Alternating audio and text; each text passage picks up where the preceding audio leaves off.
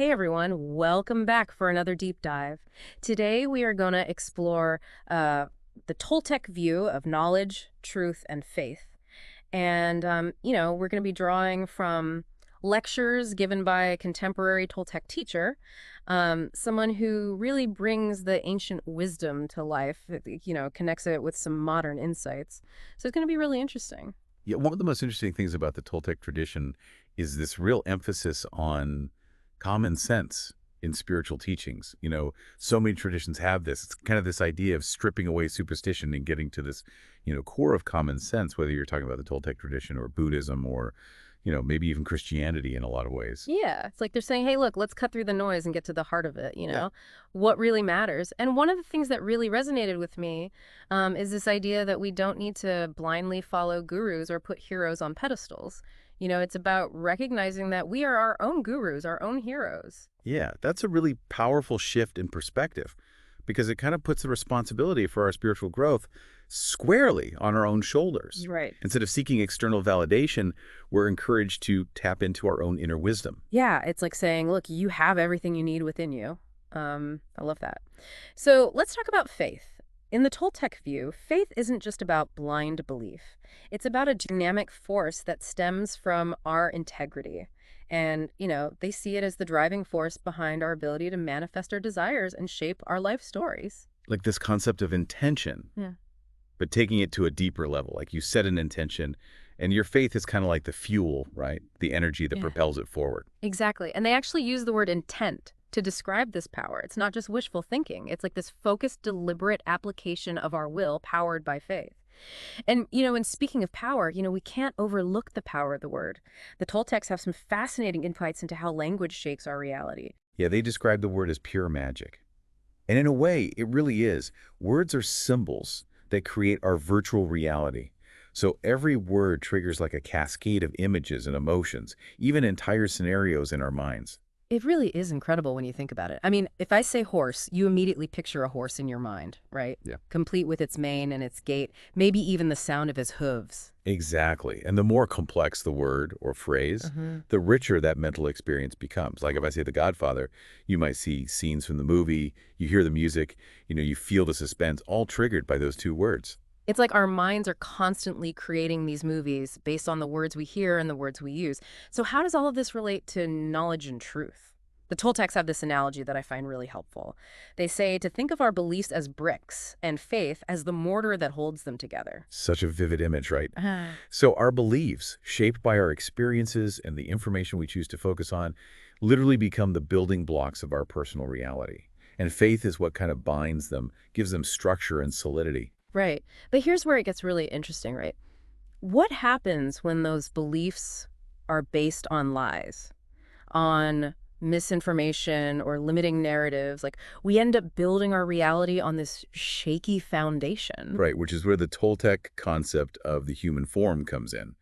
And it's not talking about our physical body, but rather the structure of beliefs that we hold about being human, about who we are and what's possible for us. Yeah, it's like we've constructed this mental fortress around ourselves based on the stories we've been told and the experiences we've had. And because we've invested so much faith in this structure, it can be so difficult to break free from it, even when we realize that some of those beliefs are holding us back. And that raises kind of a crucial question. What happens when we invest our faith in the liar within us? That inner voice that whispers all the doubts, limitations, and fears. It's like building our fortress on quicksand. Yeah, it's almost like we become prisoners of our own minds. But the Toltecs, they offer a way out, a way to break free from these self-imposed limitations. And that's where the truth comes in. Truth is like our sword against the lies. But to wield that sword effectively, we need faith. Not blind faith, but an aware faith that's aligned with truth. So it's about having the courage to question those limiting beliefs, those stories that we've been telling ourselves, and seeing if they actually hold up to the light of truth. Being willing to dismantle those parts of our mental fortress that are no longer serving us. It's a process of discernment, recognizing the difference between blind faith, which keeps us trapped in these cycles of self-doubt and limitation, and aware faith, which empowers us to move toward greater freedom and authenticity. It makes me think about those times when I've followed blind faith and ended up feeling, lost or disillusioned. But when my faith is grounded in truth, when it's aligned with my values and my deepest knowing, it feels like this unwavering source of strength and clarity. It guides me toward, my highest potential. And that's where the four agreements come in, right? They're these practical tools for transformation, for aligning our actions and beliefs with truth, becoming more impeccable with our word, not taking things personally, avoiding assumptions, and always doing our best. Oh, I love the four agreements. I think each one is so powerful on its own, but together they create this framework for living with greater awareness, integrity, and intention.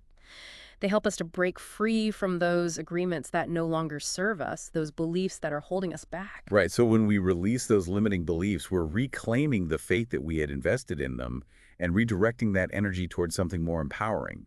It's like clearing out the clutter in our minds and making space for new, more positive beliefs to take root and flourish. It's a process of unlearning and relearning, shedding old patterns and embracing new ways of being. And breaking those agreements can sometimes be challenging. We might have to face some uncomfortable truths about ourselves or our past, but the rewards are, immeasurable. Absolutely. It's like shedding a skin that no longer fits. It can feel vulnerable at first, but it allows for tremendous growth and authenticity. So let's talk about this idea of opening our spiritual eyes. The Toltecs describe it as, like this awakening to a reality that lies beyond our limited perception. It's Yeah. almost like seeing the world through our emotions rather than just through our physical senses. It is fascinating how this concept of spiritual awakening resonates across different traditions, whether it's the Toltec description of perceiving the world through emotions or the Buddhist concept of enlightenment. It points to this shift in consciousness, a deeper understanding of reality that goes beyond the surface level. Makes me think about my own beliefs about spiritual enlightenment. It's easy to get caught up in the idea that it's this distant goal, something that only happens to a select few, but maybe it's more accessible than we think. Have you ever had any experiences like that? A moment where your perception of reality shifted in some way? Oh yeah, there have definitely been times where I felt, kind of an expanded awareness, like a connection to something larger than myself. It's hard to put into words, but it's a profound experience. It's like glimpsing this hidden dimension of reality. Yeah, I can only imagine. And it seems like the Toltecs see this awakening as like a return to our true nature, to a state of love and connection with all of creation. They use this powerful symbol of the tree of life to represent, truth and the potential for eternal life in paradise. Yeah, and that tree of life serves as this reminder that we have a choice in the kind of message that we deliver to the world, one of truth or one of lies. And that choice is reflected in our everyday actions, our words, and even our thoughts. Are we contributing to a world of love and harmony, or are we perpetuating fear and separation? It's a powerful question to ask ourselves. It's like we're each an angel with a message to deliver. Yeah, and the message we choose to deliver shapes not only our own reality, but also the collective reality that we share with others. So this idea of returning to paradise, it's not about finding some physical location, but rather this journey of reclaiming our truth, aligning with our integrity, and choosing love over fear. What's so inspiring about this perspective is that even small changes in our individual beliefs can contribute to a more loving and truthful world. It's like a ripple effect. Absolutely. It's a reminder that we're all interconnected. Our individual choices matter not just for ourselves, but for the collective good. I love that. Okay, so I gotta ask you this, what message are you currently delivering as an angel in the world? Truth or lies? It's a question I'm pondering myself. It's a question worth asking ourselves regularly, isn't it? Am I living in alignment with my values? Am I contributing to a world that I want to be a part of? Absolutely. It's a call to action to really examine our beliefs and make sure that they're in line with the kind of world that we want to create. It's about taking responsibility for the impact that we have on ourselves, on others, and on the world around us. Yeah, and it's a journey, not a destination, Mhm. right? This return to paradise, this reclaiming of truth and choosing love, it's an ongoing process. It's not about achieving some perfect state of enlightenment, but about striving to be a little bit better each day. That's actually really reassuring. It kind of takes the pressure off. It's not about being perfect, it's about progress. It's about recognizing that every moment is like a new opportunity to choose love, to choose truth, to choose, the kind of story that we want to tell with our lives. Yeah, and it's in those seemingly small moments throughout the day where we truly exercise that choice. Right. Do we react with anger or with patience? Do we judge or seek to understand? Those choices, these micro decisions are like the brushstrokes that paint the canvas of our lives. Oh, that is so well put. It's like we're all artists in a way, co-creating our reality with each choice that we make. What stands out to you from what we've explored so far? What feels particularly relevant or insightful? Well, one thing that resonates deeply with me is this emphasis on personal responsibility. Hmm. The Toltec view doesn't cast us as victims of our circumstances. Instead, it empowers us to recognize our own agency in shaping our experience. Yeah. We have the power to choose our beliefs, to rewrite our stories, and to create a more fulfilling reality, for ourselves and for others. It's incredibly empowering, right? It's like it puts us back in the driver's seat of our own lives. It reminds us that we're not just, these passive recipients of fate, but active participants in the unfolding of our own destinies. Exactly. And that realization is so liberating. It means that we're not stuck. We have the power to change, to grow, to evolve, and to create a more beautiful and fulfilling life for ourselves and for the world around us. We don't need to wait for someone else to save us or to fix the world. Each of us has the power to make a difference, starting, right here, right now. Yeah. I'm also drawn to this idea of faith as this creative force. It's not about blindly believing, it's about channeling that belief into action, Hmm. into creating the life we desire. It's about taking that leap of faith and trusting that the universe will meet us halfway. It's about aligning our actions with our beliefs. It's not enough to just, say we believe in something. We have to live it. We have to embody it in our everyday choices. Mm. Our actions become like the outward expression of our inner faith. I love that. So, okay, I have one more question for you. Do you think it's possible to achieve a state of paradise, in this lifetime? Or is it more of an aspirational goal, something to strive for, but maybe not fully realize? Hmm. I think it's both. It's aspirational in the sense that it's a lifelong journey of, growth and transformation. We're constantly evolving, shedding old patterns, and embracing new ways of being. But I also think it's possible to experience moments of paradise, of deep peace and connection, in our everyday lives. It's about cultivating those moments, savoring them, and letting them inspire us to keep moving forward on the path. Yeah. It's like creating these little pockets of paradise, within the larger tapestry of our lives. Those moments of grace and joy that remind us of our true nature. Exactly. And those pockets of paradise, they have the potential to expand over time, you know, influencing our perception of the world and shaping our experience of reality. The more we cultivate them, the more they become our default setting. Yeah. It's a beautiful reminder that even amidst the challenges and, complexities of life, there's always potential for beauty, joy, and connection. We just have to choose to see it. And that choice is always available to us. No matter our circumstances, we can always choose to focus on the light rather than the darkness. This deep dive has been so thought-provoking. It's really challenged me to examine, the stories I'm telling myself, the beliefs I'm holding on to, and the kind of message that I'm putting out into the world. I'm glad to hear that. That's the power of these Toltec teachings. They invite us to question, to explore, and ultimately to take responsibility for our own lives. Absolutely. It's a reminder that we have, more agency than we often realize. We're not just passive recipients of fate. We can actively shape our reality through our choices, our beliefs, and our actions. And that's an incredibly empowering message, right? It means we're not stuck. We have the power to change, to grow, and to create a more beautiful and fulfilling life for ourselves and for the world around us. Okay. So to wrap things up, what's one key takeaway that you'd like our listener to leave with today? Something to ponder to kind of inspire them on their journey. Imagine a world where everyone strives to be impeccable with their word, to not take things personally, to avoid assumptions, and to always do their best. What kind of world would that be? What role can you play in making that vision a reality? Powerful. It starts with each of us, right? Making those conscious choices to live with more awareness, integrity, and love. Thank you for joining us on this deep dive into the Toltec view of knowledge, truth, and faith.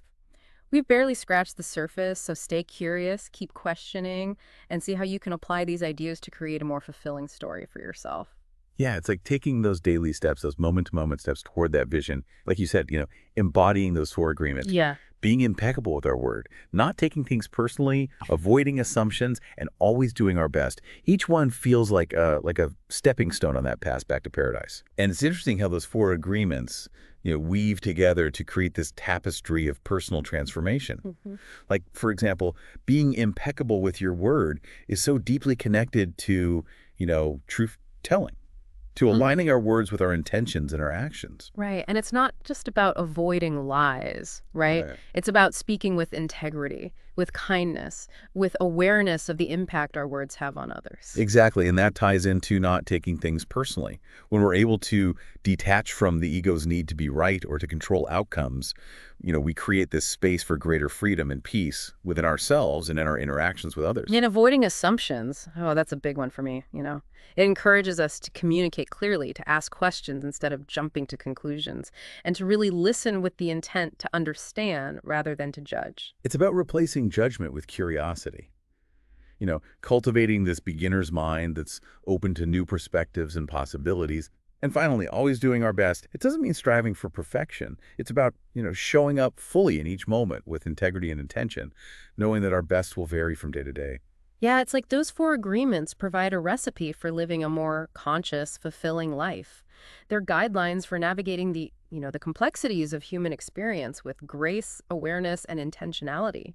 I think we've covered a lot of ground in this deep dive. We've explored how this Toltec view empowers us to take ownership of our reality, recognizing that we are not victims of our circumstances, but active participants in shaping our experience.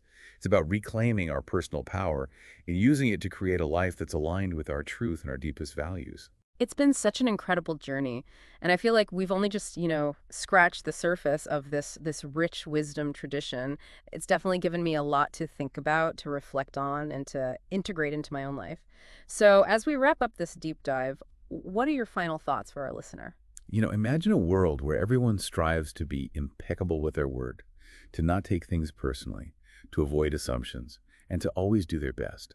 What kind of world would that be? What role can you play in making that vision a reality?